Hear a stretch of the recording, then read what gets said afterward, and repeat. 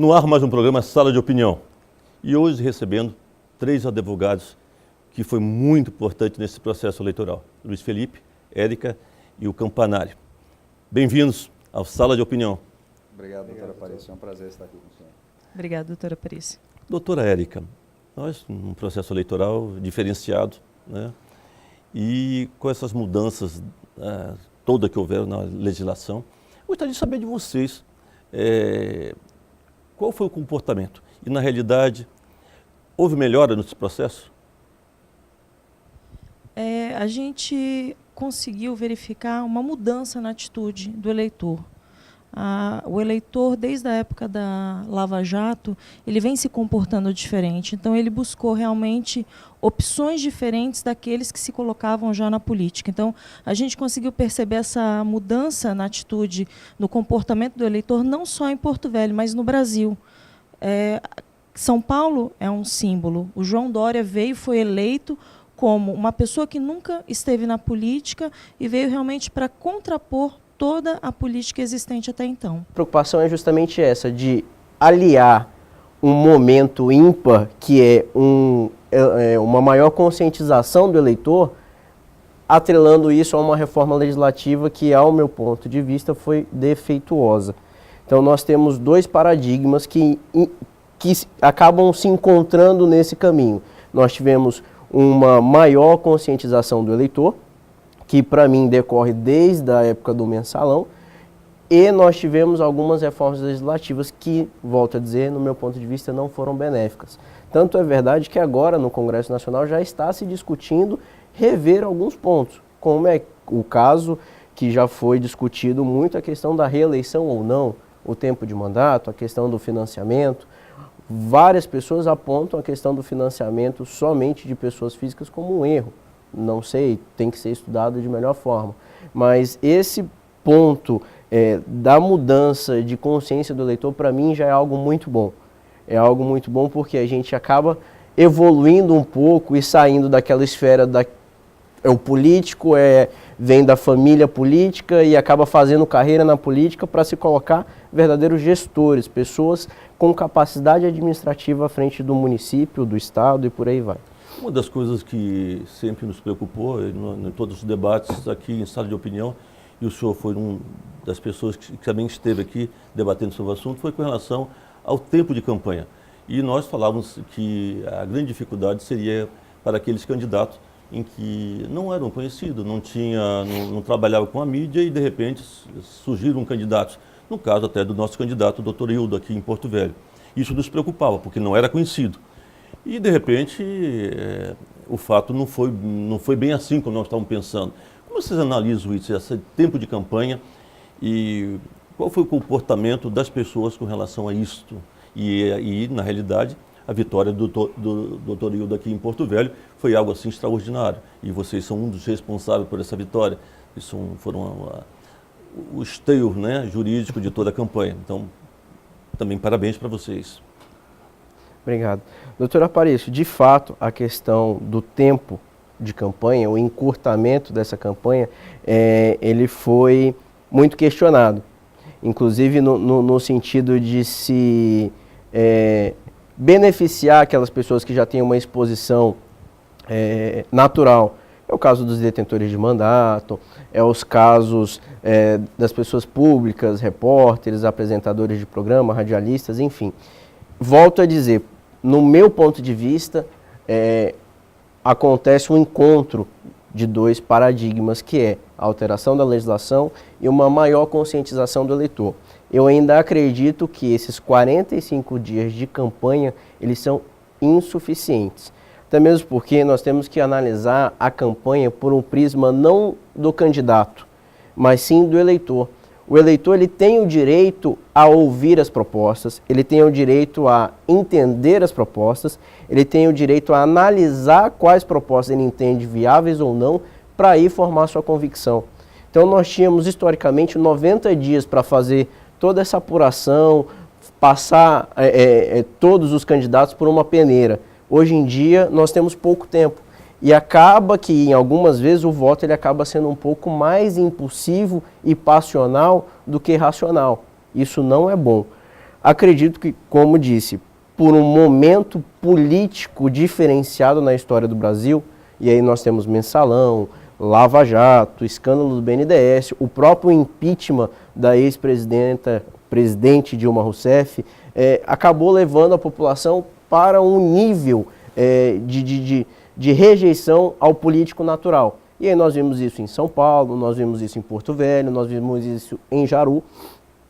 Só que isso por si só não demonstra que os 45 de campanha é algo benéfico. E também não demonstrou que era aquilo que, quando foi aprovado no Congresso Nacional, que era o verdadeiro objetivo, que é o quê? Olha, reduzindo a campanha vai ficar mais barata. Não ficou. Essa opinião, ela é compartilhada, eu acho que a unanimidade por todos nós. No âmbito interno da Academia Brasileira de Direito Eleitoral e Político, da ABRADEP, onde nós temos a oportunidade de congregar e confraternizar ideias, discutir ideias com os grandes expoentes do direito eleitoral, essa também me parece uma opinião unânime. O encurtamento do tempo de campanha é muito ruim. E a perspectiva, que foi muito bem detalhado pelo Dr. Luiz Felipe, ela é a do eleitor, ela tem que ser a do eleitor. O grande ator das eleições é quem vota, é o votante, é o cidadão que vai às urnas, que escolhe os seus representantes. Então, é na perspectiva de quem vai escolher os seus representantes é que nós temos que analisar toda a campanha eleitoral. E 45 dias é um período muito curto para você fazer com que alguém desconhecido, um ilustre desconhecido, se sagre vencedor. No caso do Dr. Hildon Chaves, aqui em Porto Velho, aliás, tenho que parabenizá-lo pela campanha brilhante que fez. Para nós foi uma honra estar ao lado dele. Ele teve vários fatores que contribuíram positivamente para a sua campanha. De início, é um homem muito bem articulado, conhecedor das leis, e mesmo quando lhe faltou o traquejo político, em um momento ou outro, a sua capacidade intelectual, o seu conhecimento, o seu preparo, todo o seu background, favoreceram essa caminhada. E ele também teve ao lado dele pessoas importantes, como a deputada Mariana Carvalho, que, a exemplo do que ele fez aqui, teve uma votação muito expressiva nas últimas eleições. Então, esses fatores, aliados também ao fato de que as pessoas hoje em dia estão repelindo aqueles políticos tradicionais, e talvez quando a gente diga tradicional, nós não estamos nos referindo única e exclusivamente àquele político que sempre foi político e só fez política, mas ao discurso político em si. Nós temos bons parlamentares, nós temos bons ordenadores, bons executivos em alguns lugares do Brasil, que são políticos já há algum tempo, mas que têm um perfil diferenciado.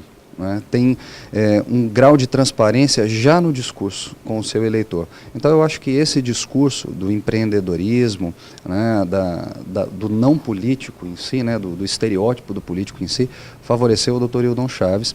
E nós temos aí uma esperança muito grande de que Porto Velho viva dias melhores daqui para frente. Doutora Érica. Eu penso também o seguinte, a gente tem que entender que o eleitor ele não é mais tão alienado como se pensou. E a legislação ela não tem que proteger o eleitor, pelo contrário, tem que ampliar o tempo de campanha para que o eleitor possa ter contato efetivamente com as propostas do candidato. Nós vivemos isso nessa última eleição, na pele de muitas pessoas quererem reuniões, quererem marcar debates, mas por conta de falta de tempo, não ser possível. Então, eu acho que quanto mais se possibilitar o eleitor conhecer as propostas, conhecer o candidato, ampliar o debate, melhor para o processo democrático, mais o eleitor tem os elementos para tomada de decisão. Porque para que serve a propaganda eleitoral? Para que o eleitor conheça o candidato que ele vai eleger pelos próximos 4 anos para exercer ou o legislativo, um cargo no legislativo, ou o executivo. Então, eu acho de fundamental importância a ampliação da propaganda eleitoral, a redução visando a economia, combate à corrupção, a Caixa 2, eu não acredito que seja o melhor argumento. Vamos fazer aqui um pequeno intervalo em sala de opinião, mas já voltamos.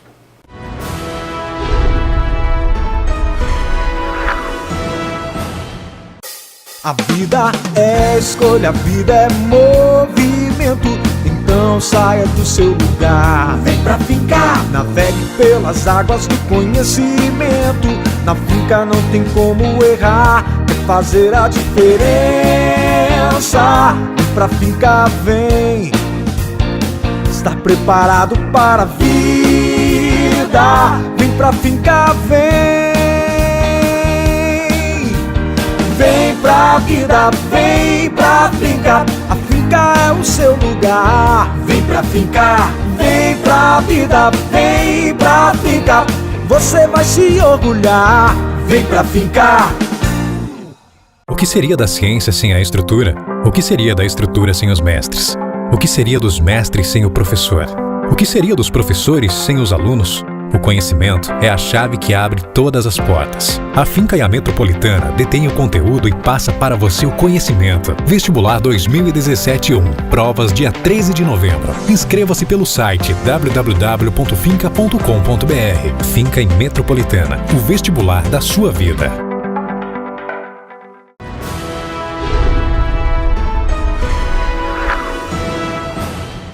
Voltamos com o estado de opinião. E nosso assunto aqui, eleições, processo eleitoral, nova legislação. Doutores, nós sabemos que o tempo, como foi dito, curto, espaço de tempo. E o que funcionou? O que funcionou nesse processo eleitoral com relação à publicidade? O candidato Hildo, o tempo eleitoral dele era muito curto na televisão, mas a rede social bombou, né? Funcionou? Doutor Aparício, a questão da publicidade, no meu ponto de vista, e eu acho que isso nós três comungamos, é uma das falhas na legislação. Primeiro porque num determinado momento você autoriza uma certa liberdade nas redes sociais e de outro momento você veda quase que em toto a propaganda política no espaço físico, no espaço urbano. Então você praticamente segrega o direito à informação do eleitor às redes sociais. Você limita a coisas esdrúxulas de, por exemplo, um cartaz de 0,5 metro quadrado em papel ou adesivo para uma residência. Nós tivemos dificuldade extrema. Eu não era um bom aluno de geometria e passei a primeira semana inteira tentando entender qual era a dimensão para chegar no 0,5 metro quadrado. Meus professores de matemática que não me escutem falar uma asneira dessa. Mas chegou a coisas pequenas. Ah, não, esse cartaz aqui, ele está equivocado porque ele não tem 0,5 metro quadrado. Ah, não, o carro, ele pode a bola de 50 por 40 só nos vidros traseiros. E na dimensão total do para-brisa, o micro perfurado. A legislação está descendo a minúcias que é desnecessária. Muito melhor ela focar na fiscalização e controle, que é a questão da prestação de contas, é a arrecadação de gastos, do que ela descer a essas minúcias que, no meu ponto de vista, engessam e travam a propaganda eleitoral. A questão do santinho, a questão do folheto, a questão... Você acaba... Nós estamos caminhando para a criminalização da política. Se a alteração legislativa continuar nesse passo, né, e aí me perdoem os meus sócios, caso eu esteja sendo dramático demais, mas se continuarmos nesse passo, na próxima eleição, muito provavelmente teremos que entregar o santinho quase que escondido, sob pena de cometer algum ilícito eleitoral. Essa é uma situação bastante delicada, realmente. É óbvio que nós tivemos alguns efeitos, ou sentimos alguns efeitos positivos em um ou outro momento. Então, muito se falou nessas eleições, olha como a cidade está limpa, olha como está organizado. Mas o que nós precisamos entender é o seguinte: num ambiente onde a liberdade é a regra, e nós falamos disso em relação à propaganda eleitoral, até onde vale sacrificar a propaganda? Porque é ela que leva ao conhecimento do eleitor quem são seus candidatos de verdade.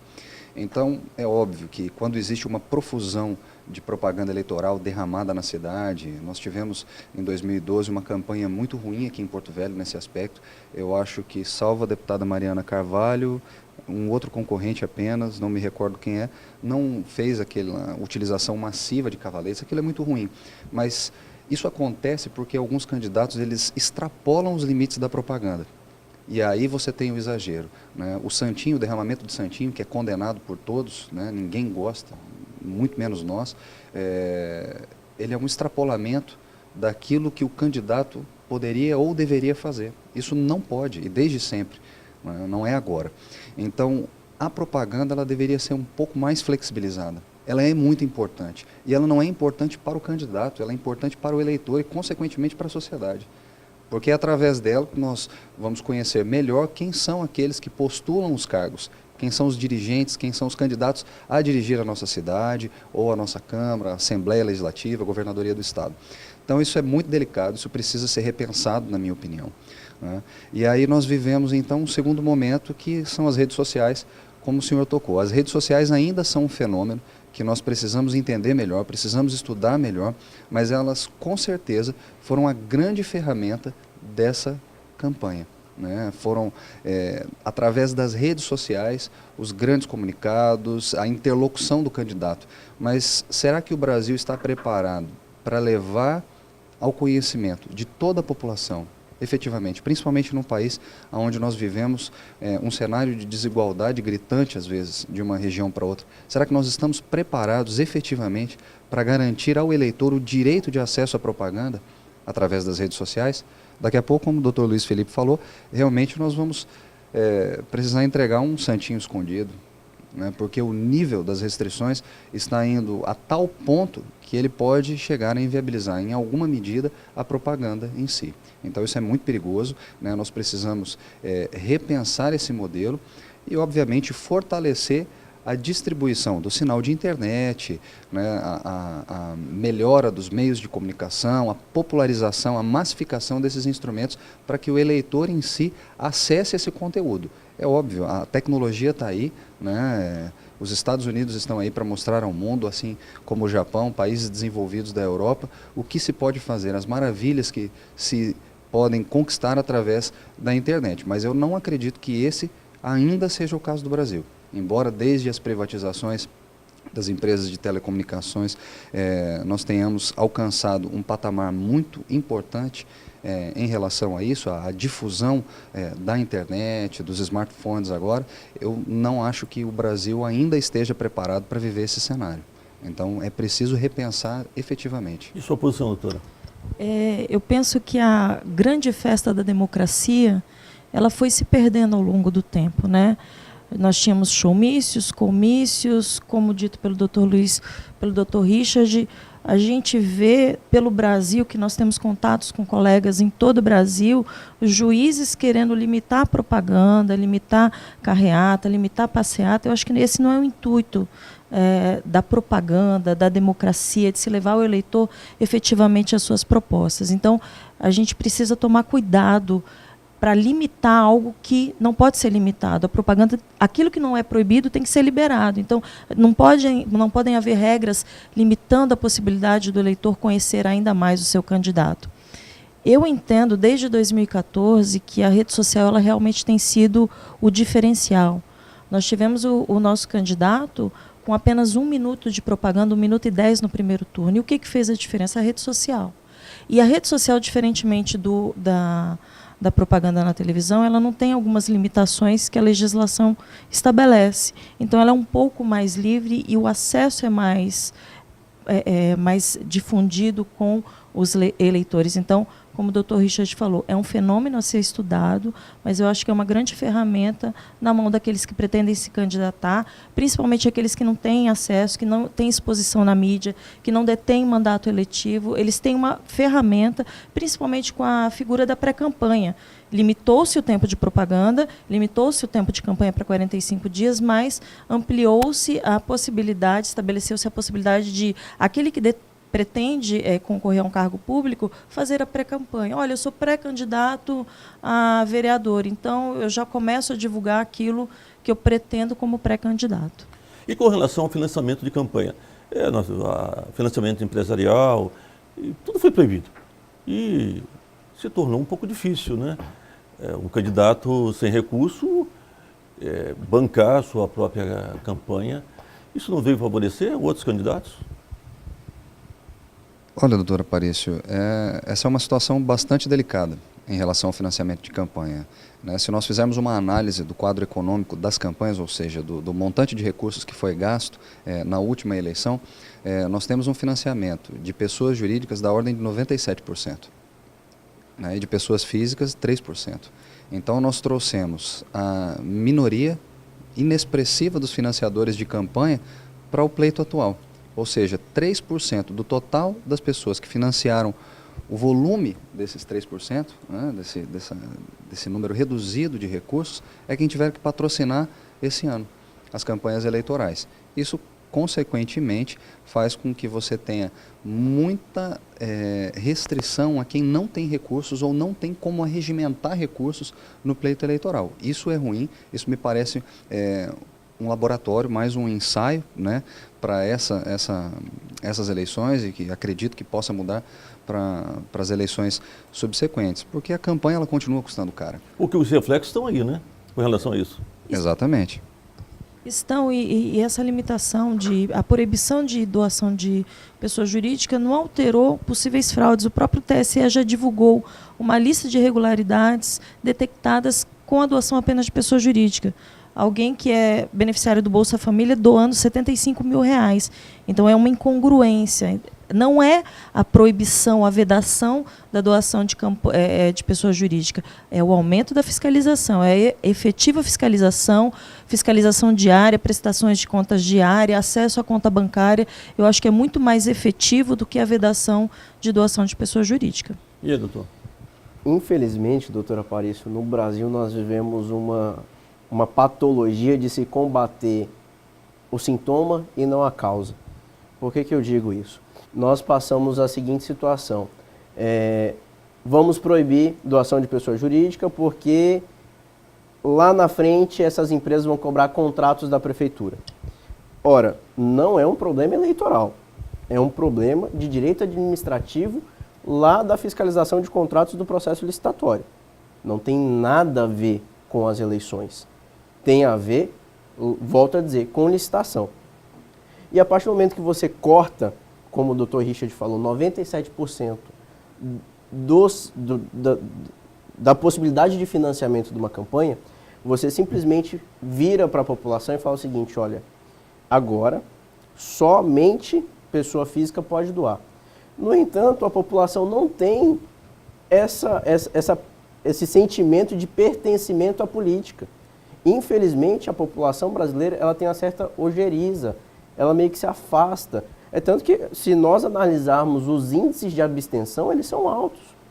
Então, você não prepara a sociedade para ter uma filosofia, para ter um sentimento de participação ativa do pleito. O pleito, ele não simplesmente eu voto e acabou. Não, existe a participação ativa, que é o financiamento, é a militância não remunerada, é o acompanhamento. E isso a nossa sociedade ela não faz, e quando faz de forma incipiente. Então nós estamos combatendo não a causa, nós estamos combatendo a consequência. E aí o senhor vai me falar: Luiz Felipe, toda alteração foi ruim? Não. A doutora Érica disse um ponto muito interessante: a prestação de contas. A prestação de contas, ela agora entrou o recurso em 48 horas ou 24 horas, 72 horas, ela já tem que estar no sistema. Infelizmente, muito embora tenha sido implementado isso, não existe uma penalidade para o seu descumprimento. O máximo que pode dar é uma rejeição de contas ou então contas aprovadas com ressalva. Nós entendemos que, por ser algo de importância vital para o exercício da democracia, deveria haver uma penalidade maior.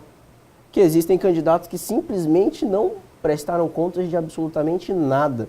Você entra lá no sistema de divulgação de candidaturas, não eram feitas essas parciais, no final das contas simplesmente montou a prestação de contas e entregou para a Justiça Eleitoral. E tudo bem.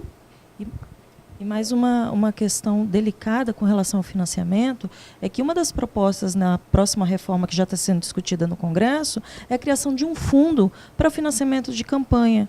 Será que nós precisamos comprometer o orçamento da União com mais recurso destinado às campanhas, aos partidos políticos? Eu acho que esse é um questionamento que a gente tem que se fazer no momento de discussão do financiamento exclusivamente público. Vou fazer aqui um pequeno intervalo em sala de opinião e já voltamos.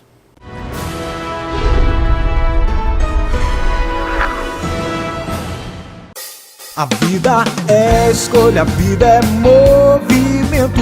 Então saia do seu lugar, vem pra ficar. Navegue pelas águas do conhecimento. Na finca não tem como errar. fazer a diferença. Vem pra Finca, vem. Está preparado para a vida? Vem pra Finca, vem.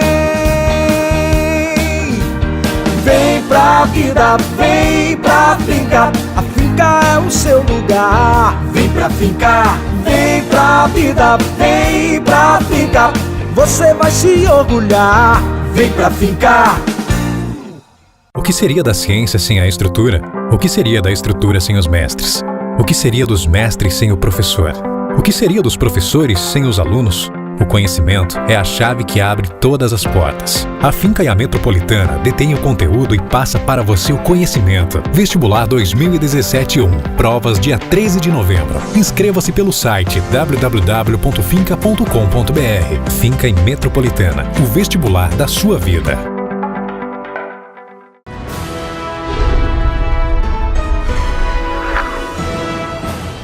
Voltamos com sala de opinião. E o assunto, eleições, financiamento, nova legislação eleitoral. Doutores, nós vivemos no Brasil um processo conturbado com relação a escândalos, a corrupção. E essas grandes empresas todas estavam envolvidas em processos eleitorais anteriores e hoje elas foram descartadas, não participaram pelo próprio processo da nova legislação. Como que ficou? Houve influência com relação a esse processo eleitoral, os resultados, com a não participação dessas empresas? Doutor Aparício, como as prestações de contas elas ainda não foram julgadas, é muito precipitado se manifestar acerca disso. Mas, por exemplo, nós poderíamos ser demonstrado que as empresas saíram, mas os sócios continuaram. Muito embora tenha sido retirada a doação da pessoa jurídica, nada impede que a pessoa física, sócios das empresas, doem. Então, no meu ponto de vista, o objetivo, o espírito da lei que nós chamamos no direito com essa proibição, ele acaba sendo deturpado, digamos assim. Né? Porque você tenta coibir o quê? Há um abuso, você tenta coibir aquilo que eu estava comentando no bloco anterior, que depois seja direcionado os contratos e tal. Isso nós temos que fortalecer a lei de licitações, nós temos que fortalecer a fiscalização do processo de contratos e obras, enfim.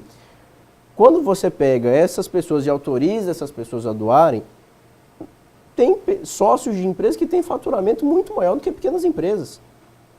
Não acaba tendo uma mudança significativa.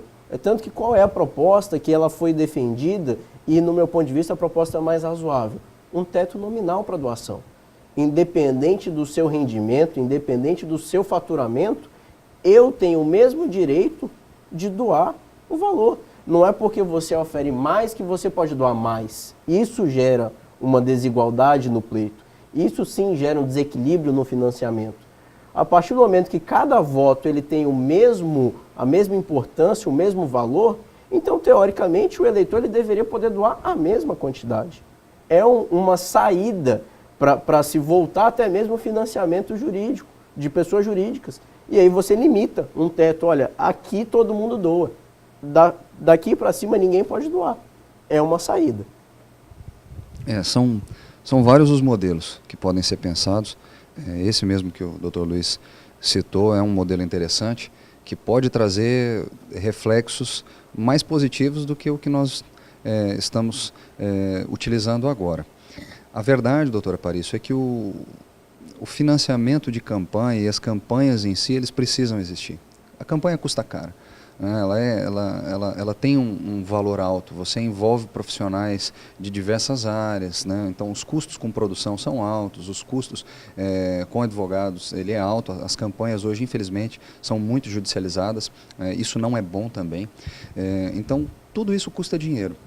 E você precisa arrecadar de algum lugar. Então, quando existe essa limitação aos doadores, o que se promove, na verdade, é a facilitação, ou melhor dizendo, o incentivo ao caixa 2, 3, 4, 5, 6, porque a não ser que você tenha um candidato com bom aporte financeiro próprio na campanha, é muito provável que em alguma medida, numa campanha ou noutra, exista sim o Caixa 2.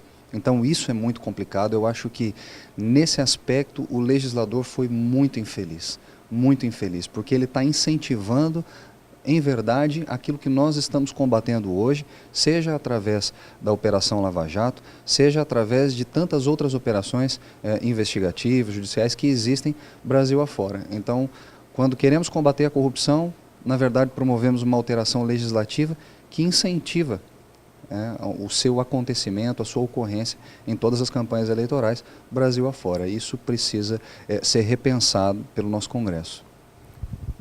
Eu acredito que, como o doutor Luiz falou, a gente vai conseguir verificar a efetividade dessas medidas a partir da análise das prestações de contas, do julgamento, mas eu entendo também que a vedação da doação de pessoa jurídica não inibe que haja uma doação indireta, como o doutor Luiz falou.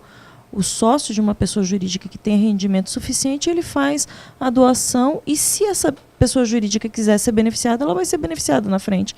Então não é a vedação, a doação, não é esse tipo de limitação, é a fiscalização, tanto no período eleitoral quanto no período pós-eleitoral. Essa é o maior ganho que o eleitor vai ter. Não a proibição, mas a fiscalização efetiva. Doutor, uma das coisas que me incomodou muito foi chegar nos colégios eleitorais, não só aqui em Rondônia, mas a gente via no Brasil todo, as zonas eleitorais vazias, a gente não conseguia ver, por exemplo, aquele entusiasmo da população, aquela movimentação. O que aconteceu? Você já falou sobre isso, mas eu gostaria de... É medo, a população está com medo de votar, está descrente do processo político. O que está acontecendo, doutor? No segundo turno, especificamente, teve um problema de um feriado, feriado na sexta, alguns órgãos emendaram segunda, terça e quarta.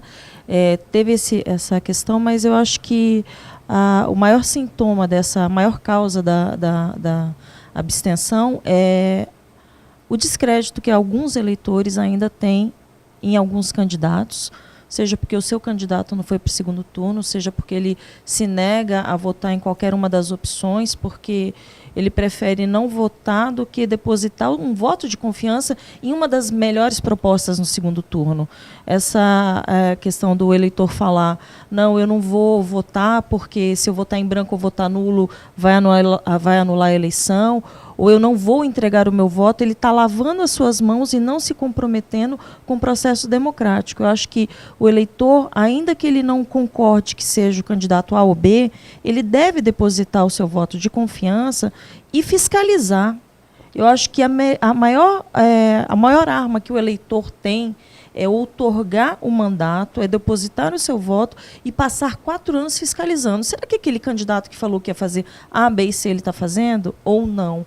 Eu acho que esse é o verdadeiro papel do eleitor. Então, o descrédito com a política, o seu candidato não ter ido ao segundo turno, são algumas das causas, eu acho que, da abstenção grande, não só em Porto Velho, no Brasil inteiro. Uma média de 20% a 30% de abstenção. É muito alto, né? É muito alto. Essa abstenção realmente preocupa, né? Eu acho que ela preocupa todos, principalmente aqueles que estão mais engajados com os processos de transformação.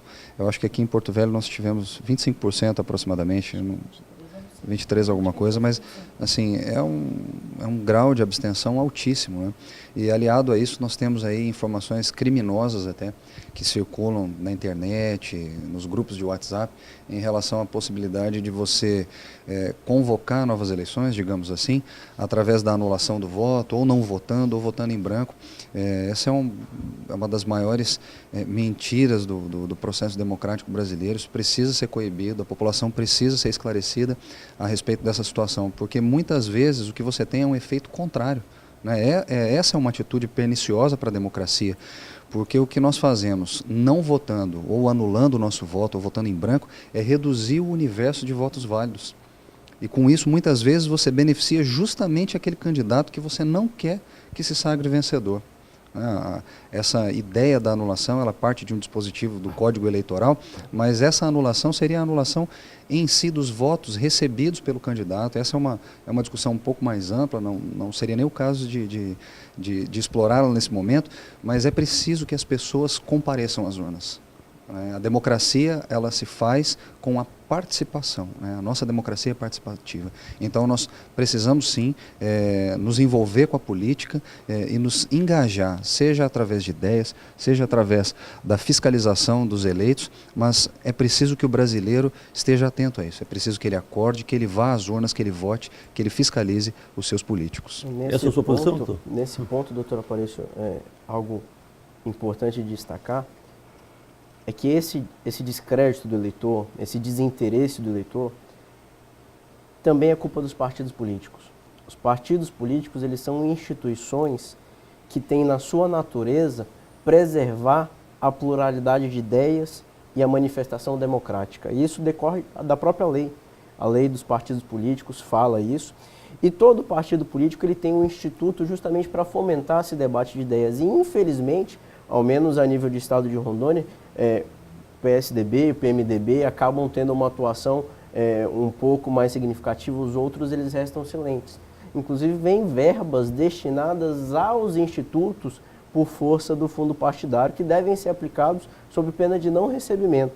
Então, infelizmente, nós temos hoje uma gama muito grande de partidos políticos, mas a sua efetividade na participação, na formação da consciência do eleitor, deixa a desejar.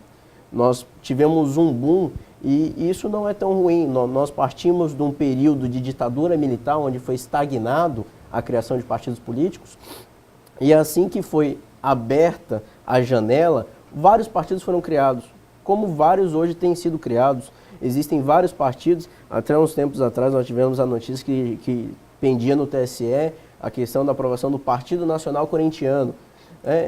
Existem, infelizmente, esse tipo de atitude, e o que nós vemos? Um político, ele tem lá uma sigla partidária e por motivo A ou B ele acaba perdendo sua força dentro do partido político. O que ele faz? Ele vai lá e cria um partido.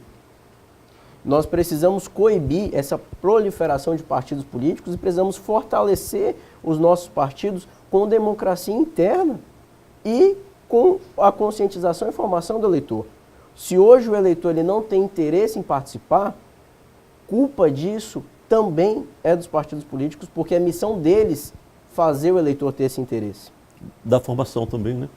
E aqui fazer um pequeno intervalo em Sala de Opinião, mas já voltamos.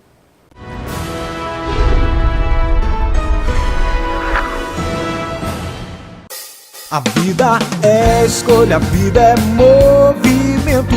Então saia do seu lugar, vem pra ficar. Navegue pelas águas do conhecimento. Na finca não tem como errar, é fazer a diferença. Vem pra finca, vem. Estar preparado para a vida. Vem pra finca, vem. Vem pra vida, vem pra finca. A finca é o seu lugar. Vem pra finca, vem pra vida, vem pra finca. Você vai se orgulhar. Vem pra finca. O que seria da ciência sem a estrutura? O que seria da estrutura sem os mestres? O que seria dos mestres sem o professor? O que seria dos professores sem os alunos? O conhecimento é a chave que abre todas as portas. A Finca e a Metropolitana detêm o conteúdo e passa para você o conhecimento. Vestibular 2017-1. Provas dia 13 de novembro. Inscreva-se pelo site www.finca.com.br. Finca e Metropolitana. O vestibular da sua vida.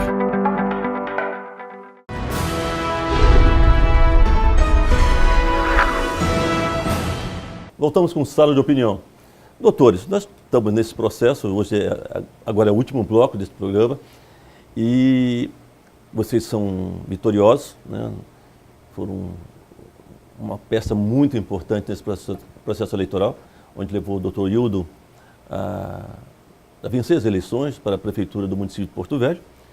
Eu gostaria de saber de vocês qual o papel dos assessores jurídicos, né, num processo eleitoral.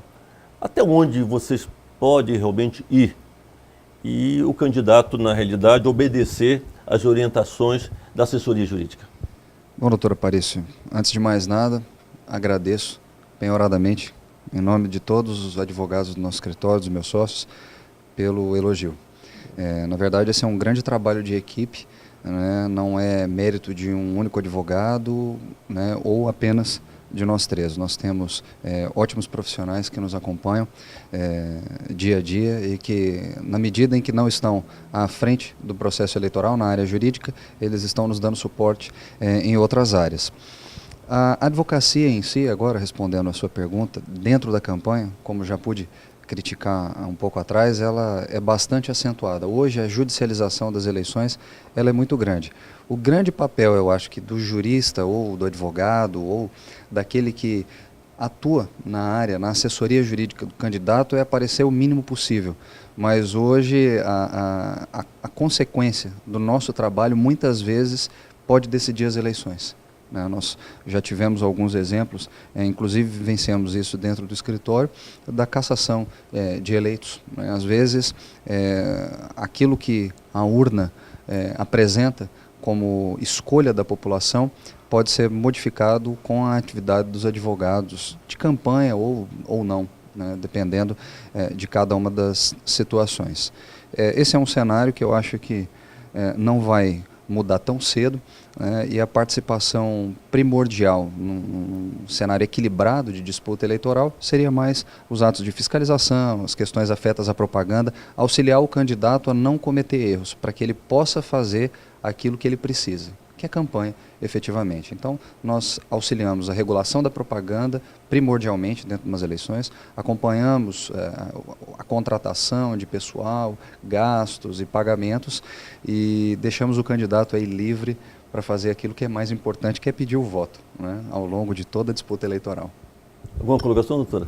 Eu só queria falar que isso que o doutor Richard falou foi justamente com o meu professor de Direito Eleitoral, que foi o doutor João Close. Ele sempre me disse, quando eu comecei a trabalhar, o jurídico ele não aparece em campanha. O papel dele é realmente municiar o candidato de todas as formas para que ele não cometa erros e não tenha nenhum prejuízo na sua campanha.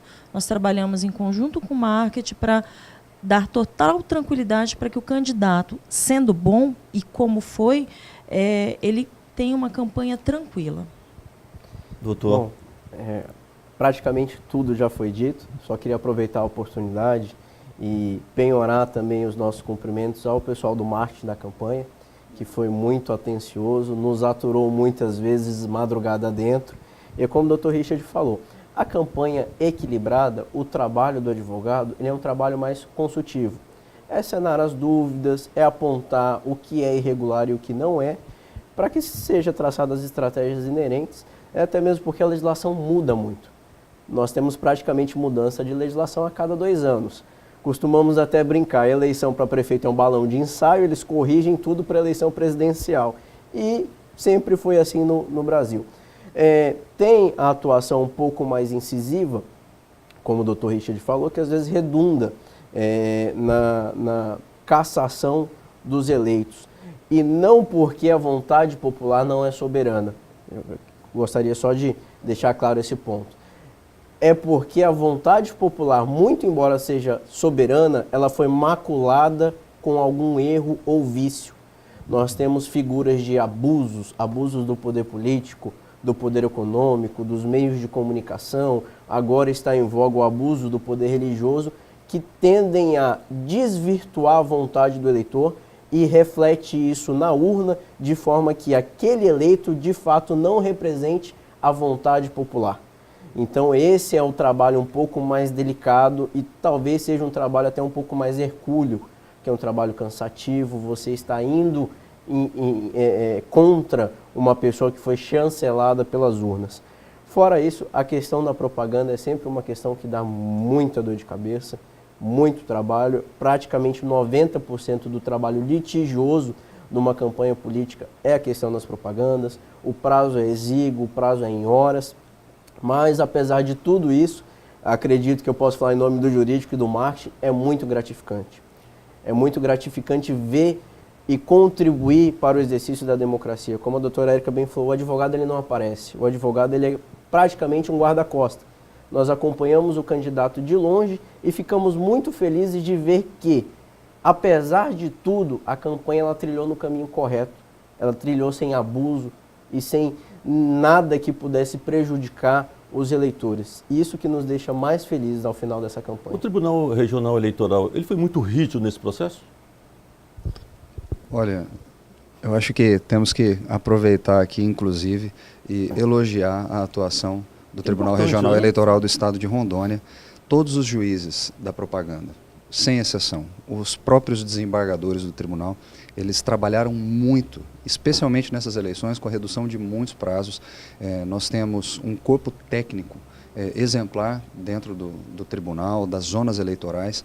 As pessoas são muito solícitas, então realmente, em nome de todos nós aqui, eu preciso parabenizar o trabalho da Justiça Eleitoral. Foi exemplar. Eles estão utilizando instrumentos que o legislador nos conferiu, mas dentro daquilo que é possível ser feito, eles fizeram e foram além. Então, os meus parabéns a todos os servidores da Justiça Eleitoral, aos magistrados, aos desembargadores que se encontram na Corte. Essas eleições transcorreram de forma muito tranquila, muito serena e também pela participação desses profissionais. Nós tivemos vários prefeitos eleitos no primeiro turno e, logicamente, agora no segundo turno, em todo o estado de Rondônia, no Brasil. Quais seriam os cuidados que um prefeito tem que ter ao assumir uma prefeitura? O que ele tem que fazer? Porque nós sabemos que vai encontrar muitos desses prefeitos eleitos, vai encontrar prefeitura em estado péssimo, né? E ele tem que se proteger. O que fazer? Doutor Aparício, nessas horas nós até brincamos que o direito administrativo e o direito eleitoral eles caminham de mão dadas. Enquanto o trabalho de um termina, o outro começa. Então, os cuidados inerentes àquela pessoa que assume o mandato eletivo, a primeira de todas é uma tomada de contas. É a tomada de contas com uma chancela do órgão de fiscalização, que no caso seria o Tribunal de Contas, para verificar a situação financeira da prefeitura. E digo por quê. A partir do momento que a pessoa assume um determinado mandato e não se preocupa em saber como está a situação, ela acaba tendo uma culpa, ainda que seja por concorrência, com os atos mal feitos na gestão passada. Então é necessário que seja feito o quê? Uma divisão de águas, e é isso que a tomada de contas faz. Olha, tem algumas irregularidades aqui, vamos saná-las. Olha, não, o resto está tudo ok, vamos continuar. E é bom que se frise, não é uma caça às bruxas, muito pelo contrário. É simplesmente analisar tudo que está em andamento e verificar se existem incongruências ou não. Às vezes, existem irregularidades que não são por má fé, não são por dolo. É simplesmente porque a legislação é muito esparsa, ela tem várias alterações e às vezes são coisas simples que, se você parar e refazer o procedimento ou refazer um determinado ato, ele já está apto a gerar os efeitos sem nenhuma irregularidade. Então, quando se fala em vamos fazer uma tomada de conta especial, ou então falar, olha, o eleito tem que fazer uma tomada de conta especial, não é uma caça às bruxas como todo mundo pensa. Não, vamos devastar a prefeitura atrás de irregularidades. Não, é simplesmente verificar o que está caminhando de forma regular e aquilo que não está caminhando de forma regular. E nessas que não estão caminhando de forma regular, verificar. Tem como refazer? Tem, então refaz. Não tem como? Então anula. Qual a posição, doutora? Concordo com o doutor Luiz. O cuidado, primeiro, tomar pé de como está, que vai ser na época da transição, e a partir do momento em que ele tomar posse, tomar o cuidado de abrir as tomadas de conta especial para tomar todos os cuidados para não assumir as responsabilidades, eventualmente, de atos realizados antes da sua gestão. Alguma colocação, doutor? Não, nenhuma. Eu acho que eu quero só desejar muito boa sorte realmente ao prefeito eleito e dizer que todos nós, né, não a mim especificamente, ou aos meus sócios, como advogados, mas como cidadãos, né, nós esperamos muito da próxima administração, torcemos muito para que tudo dê certo e, se Deus quiser, dará. Quero só agradecer aos senhores por ter comparecido aqui em Estado de Opinião, dizer da minha satisfação de poder reencontrá-lo aqui, desejar ao doutor Hildo, ao novo prefeito, boa sorte, e que realmente Porto Velho precisa somar esforço no sentido de para que ele possa fazer uma boa administração, e nós temos uma grande esperança nessa nova administração da prefeitura. Nós acreditamos e, logicamente, que vamos cobrar. E aqui chegamos ao final de Estado de Opinião, parabenizando vocês pelo belo trabalho que fizeram junto a essa campanha tão importante para o nosso município. Parabéns e muito obrigado. Obrigado, doutor. E aqui chegamos ao final de Sala de Opinião. Um grande abraço a todos e até o próximo programa.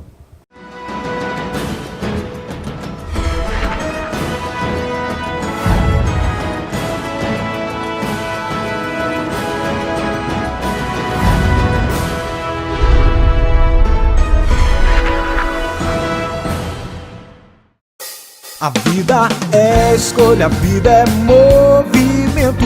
Então saia do seu lugar, vem pra fincar. Navegue pelas águas do conhecimento. Na finca não tem como errar, é fazer a diferença. Vem pra finca, vem. Estar preparado para a vida. Vem pra finca, vem.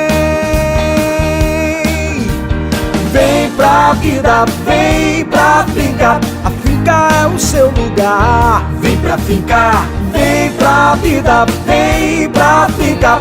Você vai se orgulhar. Vem pra finca.